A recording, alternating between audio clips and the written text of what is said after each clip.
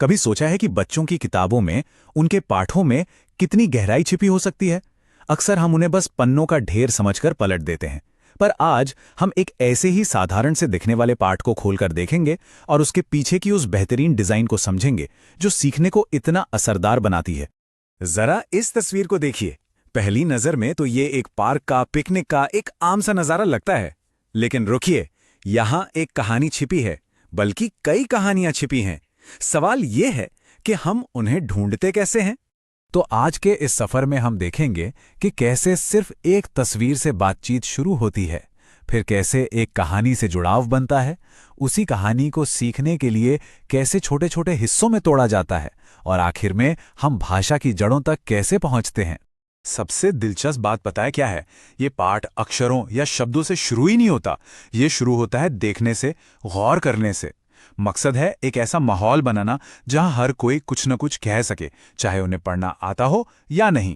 यानी सीधे सीधे नियम या परिभाषाएं रटाने के बजाय ये तरीका सीखने की नींव एक ऐसी चीज पर रखता है जिसे सब देख और समझ सकते हैं। ये सिर्फ देखने के बारे में नहीं है, ये सवाल पूछने के बारे में है। पहला सवाल बहुत सीधा सा है ना? ये लोग यहाँ क्या कर रहे हैं? ये सवाल हमें तुरंत उस जगह के मकसद के बारे में सोचने पर मजबूर करता है। और अब देखिए, सवाल थोड़ा और गहरा हो जाता है। ये हमें तस्वीर के एक किरदार पर ध्यान देने और उसकी भावनाओं को समझने के लिए कहता है। कहानी कहने की जो कला है वो यहीं से पनपना शुरू होती है। ये सवाल तो कमाल का है, क्योंकि ये अंदाजा लगाने को बढ़ावा देता है। अब बात सिर्फ वो नहीं रही जो हम देख रहे हैं, बल्कि वो है जो हम दिए गए सुरागों से समझ सकते हैं। क्या ये इतवार का दिन है? शायद कोई छुट्टी का दिन? तो देखा आपने, इस पहली स्टेज का मकसद एकदम साफ है। देखने की क्षमता को बढ़ाना, बच्चों को बोलने के लिए हिम्मत देना और उनकी कल्पना को उड़ान देना। और ये सब कुछ सिर्फ एक तस्वीर से। कितना पावरफुल है ये। अच्छा, तो अब उस बड़ी तस्वीर से हटकर ये पाठ हमें एक खास, दिल को छूने वाली कहानी की तरफ ले जाता है। और यहीं पर सीखना सिर्फ दिमागी नहीं, बल्कि जज्बाती और यादगार बन जाता है। तो मिलिए हमारे दो किरदारों से। ये है नीमा, जो स्कूल से घर लौट रही है, और ये हैं उसकी प्यारी दादी, जो घर पर उसका इंतजार कर रही हैं। इन दो तस्वीरों से ही उनके बीच के रिश्ते की नींव रख दी जाती है। और यहीं पर कहानी का असली दिल धड़कता है। दादी अकेली हैं और नीमा का घर आना उनके दिन का सबसे खास पल होता है।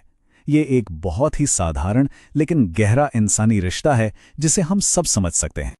और बस ये एक लाइन, मेरा समय नहीं कटता, ये अपने आप में पूरी कहानी कह देती है।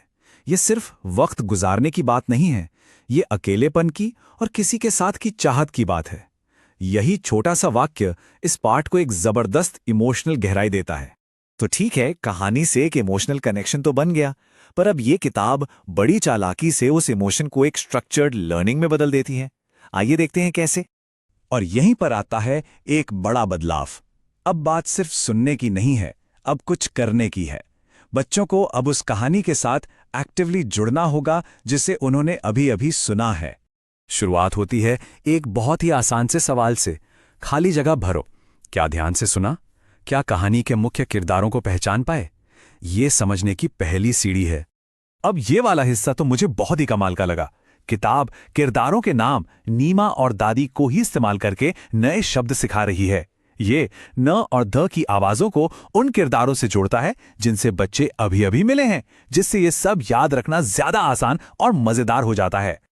और अब हम आते हैं इस लेसन के आखिरी और शायद सबसे जरूरी हिस्से पर, बच्चों को भाषा के वो औजार देना जिससे वे खुद शब्द बना सकें। ये जो ग्रिड दिख रही है ना, ये सिर्फ अक्षर नहीं है। ये तो समझ लीजिए कि ये खेलने का मैदान है। अब बात सिर्फ शब्दों को पहचानने की नहीं रही, अब बात है अक्षरों और मात्राओं को मिलाकर नए शब्द बनाने की ताकत हासिल करने की। ये एक सीखने वाले से एक क्रिएटर बनने का सफर है। और फिर देखिए, ये किताब एक और लेवल ऊपर जाती है।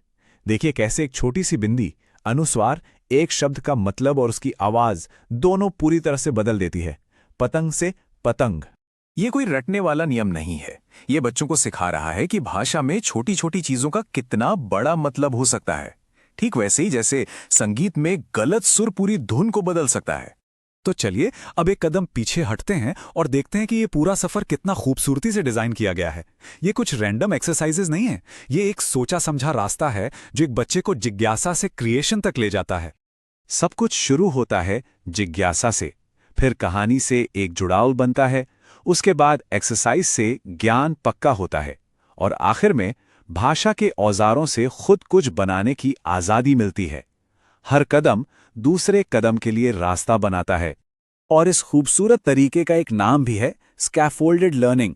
इसे ऐसे समझिए जैसे किसी इमारत के सहारे के लिए मचान लगाया जाता है। ये सीखने वाले को तब तक सहारा देता है जब तक वो अपने पैरों पर खड़ा होने के लिए मजबूत ना हो जाए, और फिर इसे हटा लिया जाता है। हमने अभी अभी इसी कमाल के सिद्धांत को काम करते हुए देखा है। और आखिर में ये पूरा पाठ हमें एक बहुत गहरे विचार के साथ छोड़ जाता है। याद है ये सब कैसे शुरू हुआ था? एक तस्वीर और कुछ सवालों से। ये इसी सोच को दिखाता है कि असली सीखना सिर्फ जवाब रटना नहीं है, बल्कि सही सवाल पूछना सीखना है। यह हमें सिखाता है कि सीखने की चाबी